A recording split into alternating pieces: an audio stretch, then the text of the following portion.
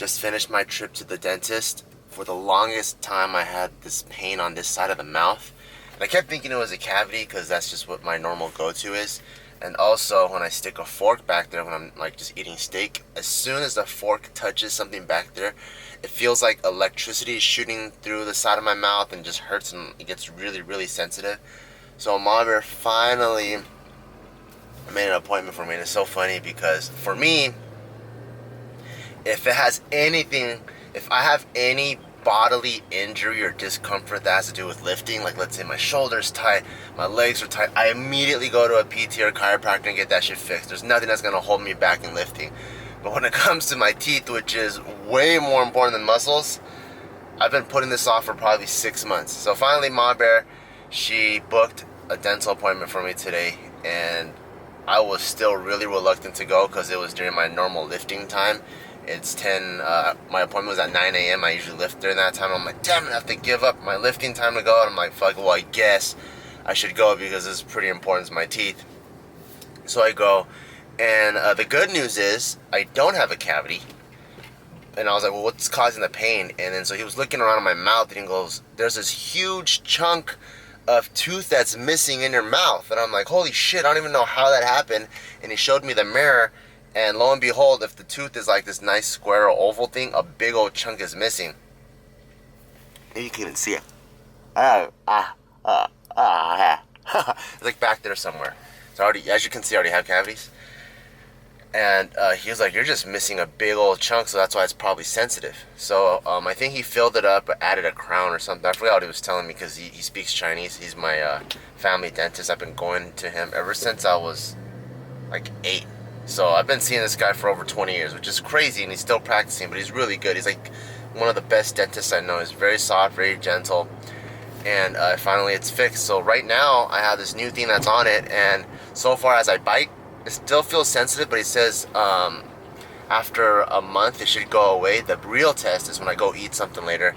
If I stick a fork in my mouth, does it shoot like a electricity shooting pain down my mouth? And if it doesn't, then I'm fully healed. And I'm so glad that I finally went, because for the past 3 months I've been chewing food only on the right side of my mouth.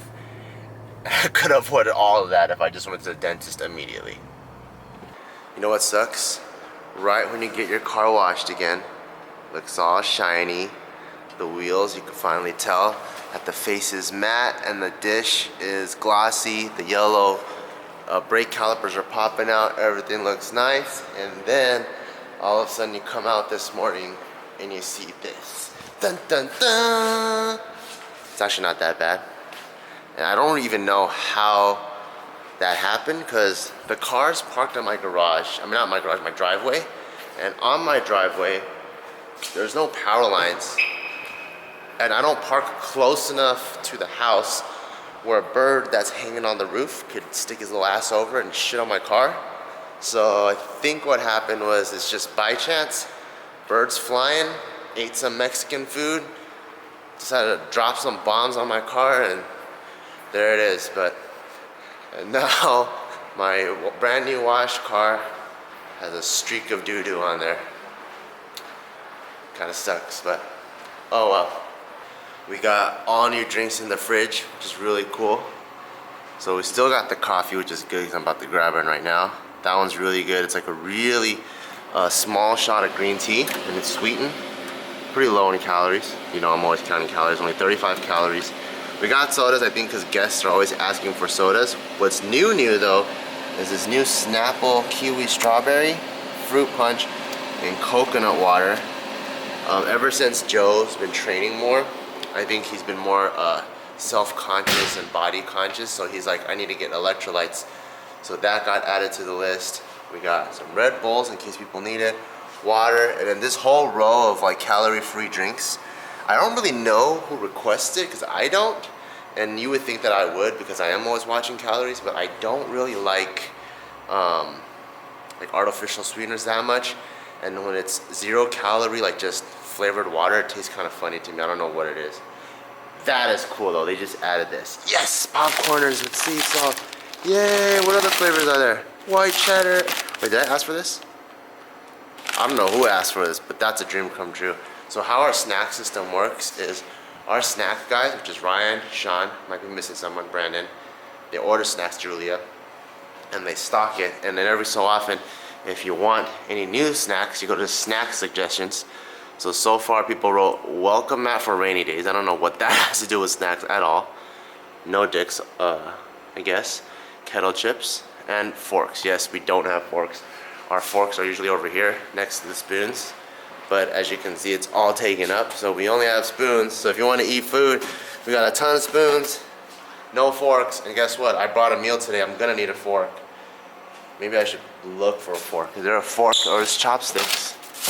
Is there a fork in here? Oh man, you know what I have? I have angel hair pasta from my meal prep.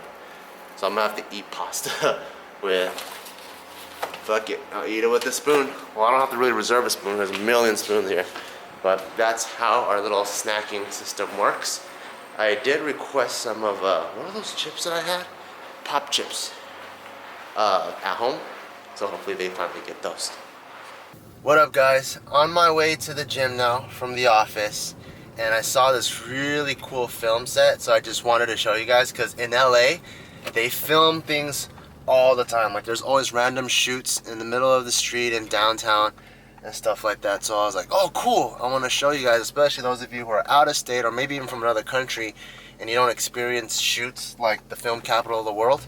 So over here, there's those big ass lights, they're called HMIs, and they're blasting it into the building, probably trying to recreate daylight inside, but they do have some tin in there, so they might make it seem like it's nighttime, like it's moonlight. Then you have that giant crane, there's all those people back there that are just planning and eating, and they have huge production trucks like that. And in those production trucks are sometimes offices, equipment, or it could be a giant kitchen for catering.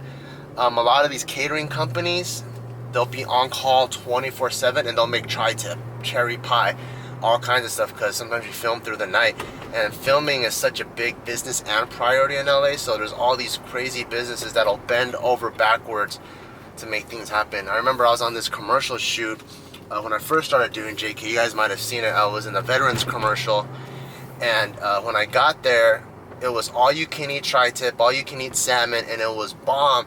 And they had all kinds of food just laying out there, and I was like, what do you guys do if no one eats all of it? He goes, we just throw it away. I'm like, oh shit.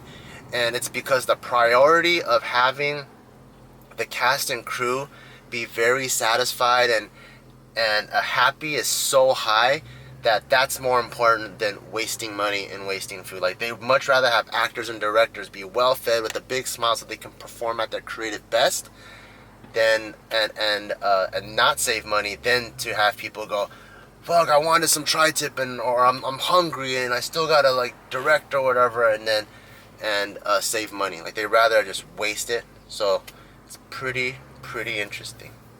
Here's another cool part of LA that you don't usually see, and this is an architecture school. So this whole thing, I believe, used to be an old railroad station, and now they converted it into an architecture school. And what's to the right of me used to be just slums and like broken down, but now it's this really cool like loft living space, and you can always recognize it by the white and red. And inside they have like groceries, little hipster coffee shops. Cafe Gratitude right there, I believe, is a vegan spot, so you can order everything's vegan. And in that building right there, it's like really rustic looking furniture, like craftsman type furniture. So downtown LA, especially on the outskirts, like in the Arts District where the Barbell and JK offices are, it's really creative, really artsy, and this is kind of what I drive through every day when I'm going to the gym. And sometimes when you're just driving, you forget how cool it is because you're in it all the time, you know? But then sometimes when I'm just thinking, I look at things and I'm like, oh cool, how cool would it be for someone in Sydney, Australia to see this, or someone in Singapore to see this, because I know we have fans that are all over the world, and I just wanted to share that with everyone. What's also funny is in the same town that has such cool buildings and architecture, you're also going to see buses like this that carries inmates coming out of a building like that, which is the LA County Jail.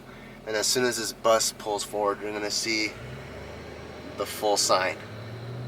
So this is the men's central jail, and you got inmates right over that barbed wire, and all of this is in the same place. Like, we have a crazy homeless problem. Actually, the problem is like I don't even know if problem is the right word, because contrary to popular belief outside of LA, in LA we know that it's by choice. Like, a lot of these guys, like, they have a ton of missions and shelters. A lot of them just want to stay off the grid, or a lot of them, like, when you offer them money, they don't even want it, you know? They just want to do their own thing. So we have homelessness, we have jails, cells over there, we got really, really cool buildings, and then we have the skyscraper skyline of downtown, which looks super sick. We have all of this, all within, I think, like 3 square miles. And then on this side, where it gets really, really industrial looking, that's where Barbell Brigade is. So if you guys are ever in LA, Barbell Brigade is in an industrial area right outside of Chinatown. So when I meet people at the gym, like, oh, where should I eat? I go, definitely check out Chinatown. Oh, we're gonna have a sip in Chinatown. If you guys have been following David and Joe, which is a green tea matcha place, we're gonna also open a sip in Chinatown. That's gonna be bomb. And right next to Chinatown is also Little Tokyo, where there's a lot of great food. Udon, ramen, sushi, all that stuff. You name it. Dude, you know what's crazy? I was in the middle of having dinner and I was like, where's the vlog camera? So I just finished working out, and I just ran to the car right now because I was in the middle. Well, I finished working out, came home, had dinner, and I was like, where's the vlog camera? And I was inspired because Tycho was looking hella cute, and I was like, oh, I gotta capture this moment. And I'm like, where's the vlog camera? So I ran to the car right now. So I'm actually in the middle of eating, and I went outside, but Tycho was giving me like the cutest face. I was eating, he just kept looking at me like this. With like side eye. Hey, bunny. Hey, bunny. Hey, boogie. Want me to love? But watch, he was looking at me. See, this is what I was eating. I was eating salad and my meal. But he's the cutest look.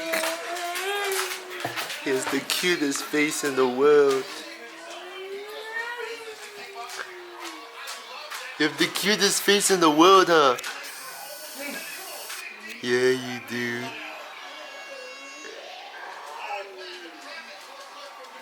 The cutest face in the world. You big cutie.